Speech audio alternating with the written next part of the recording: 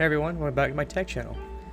So, about a week ago, the filming of this video, I put up a little teaser on the channel, about 7 seconds long, and it's called 61137, and it goes like this.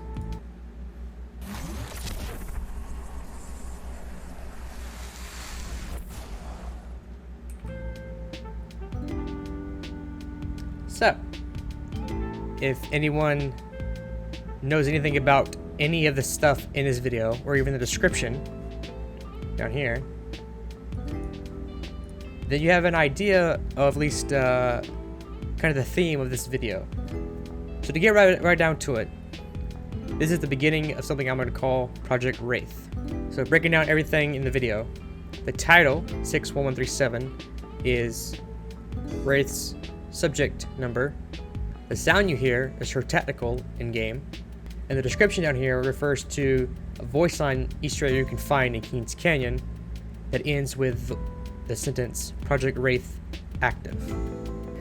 I made this video before I made the build, and then I built it, made the video about that, and then went back to edit this video, and the audio was all screwed up, and it was quite longer than it needed to be because I didn't have a script. I have a script now on my right side, so if I don't stumble and pause as much, I can get right to the points. So the video is gonna kind of change from what I originally had shot, but it's for the better, trust me. So the name Project Wraith comes from the game itself, and I kind of wanted a iconic build for the channel. I mean, I have my personal build, which I have its own name for, I'm not gonna say it, but I'll just say my first original build in the NZXT H510 was named Alduin because I was really into Skyrim at the time, and I thought, you know, black and red color scheme was really fitting for the title, for that name, so that's what I went with. The name of my current system, totally different. But this is Project Wraith. I wanted it to be a iconic kind of running build for the channel, kind of like some other tech channels have their iconic builds. And I wanted it to be small but portable, kind of like Wraith. I really like Wraith and her abilities. I like playing Granny Pecs.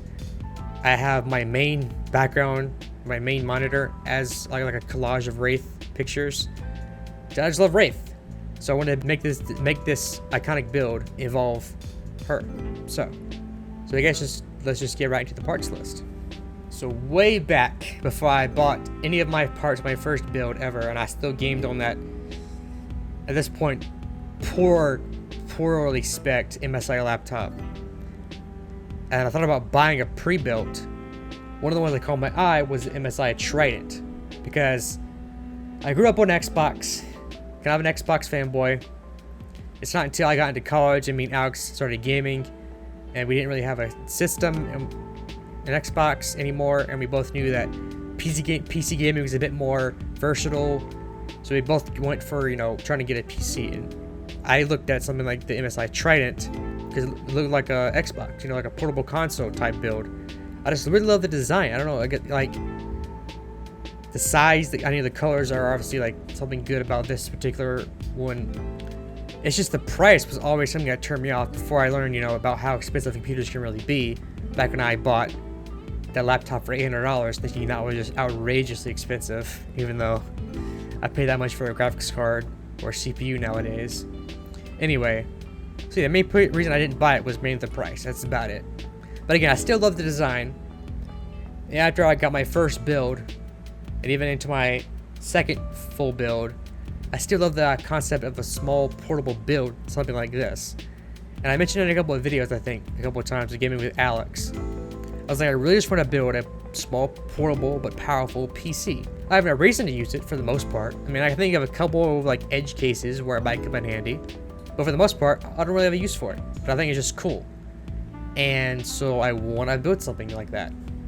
So when I started looking into it, one of the cases that caught my eye was this Cooler Master H100 Mini ITX case, because again, you probably want something Mini ITX for a portable build. I like the shape. It was like a cube. It has a really big RGB 200mm fan in the front for a lot of cooling, and it has a carrying handle on the back here, and I thought it was pretty good. But the inside is kind of limited, at least as far as like a GPU size, and also I didn't really like the way the handle was like perpendicular to the build, if that makes sense. If they had kind of hold it at an awkward angle, I thought. So I was like, I could probably find something better.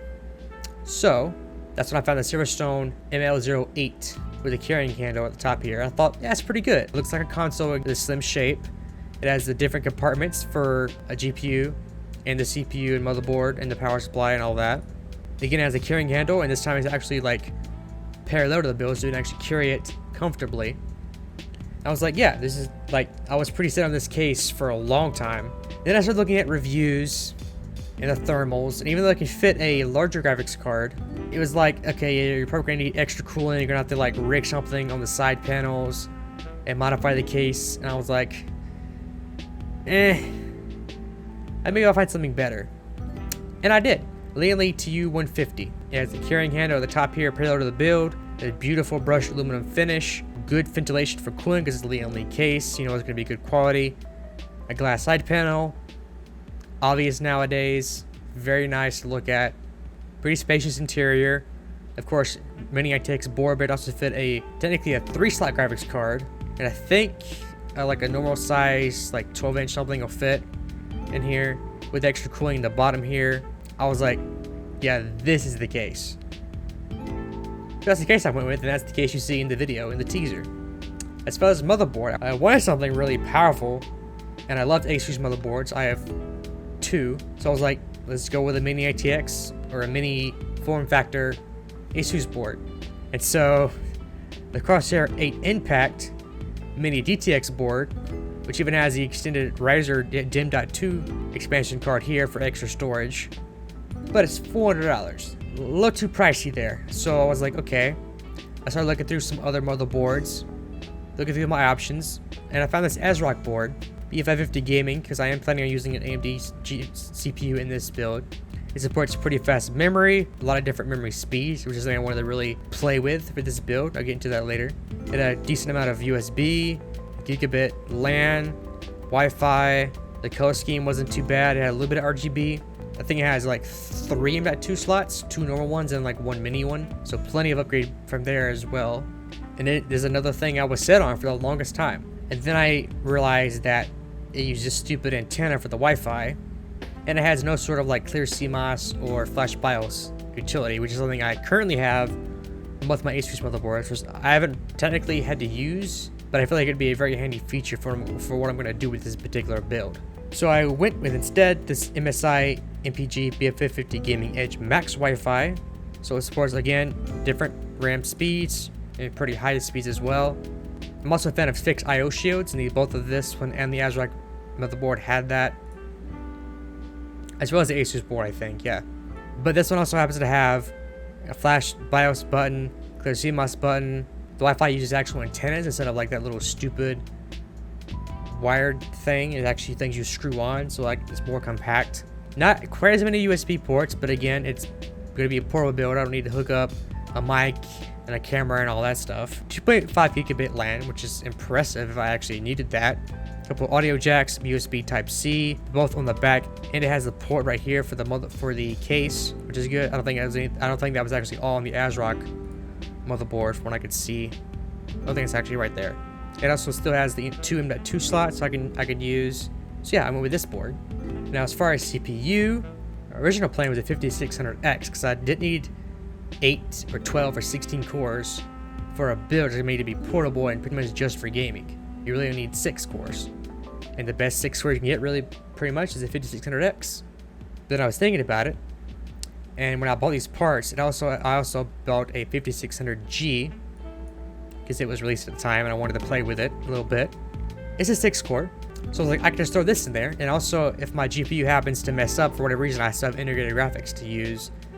And I was like, okay, but it's still only 6 cores. I was like, I have a 1500X laying around on my second PC doing mostly nothing because I'm not quite using it as much as I thought I would. I'm still using the PC as a Minecraft server, but that's about it for right now. So I feel like the 1500X is really getting underused in that build. And with 8 cores, I don't need quite technically that many for just gaming, but it definitely wouldn't hurt for a little bit of multitasking and some heavier games. So that was my thinking for using this particular CPU in the build. As far as cooling, I was pretty set on Noctua for performance reasons, obviously. And I was afraid for like one of those slim builds, I would have to use like a slim Noctua fan, like a slim low profile cooler, which would really limit the thermal capabilities. But since I'm using a bigger case, it supports bigger coolers. Actually, this case actually supports the NHD15, like twin tower cooler that I currently have in my main build. I decided, yeah, I get into a Noctua cooler. NHU12S should work fine. And speaking of cooling, this case comes with no case fans, so you gotta buy some of those. So my plan was to throw in a couple of these Noctua NF12 industrial 3000 RPM PWM fans, as well as a couple of the NF-A9 fans. These are slim profile, so they go in the bottom under the GPU, and this one will go in the front and the back for case airflow. I wanted the higher RPMs because more airflow. Obviously, for a smaller case, you're gonna need more airflow. And technically, these were cheaper than the non-industrial ones, at least on Newegg, where I wanted to get most of my stuff from. As far as the GPU, I have a MSI 2070 Super, kind of collecting dust in my closet. For obvious reasons, that I want to put the best of the best in the portable build, besides just having it taken with me and possibly damaging it. I want the best in my main PC, but I got the second best in my portable PC. So that's the GPU I'm going with. Now we get to RAM. So one thing I also want to do with this particular build is work on overclocking it. I've done some light overclocking on both my old and my current PC, both CPU and GPU, but very lightly.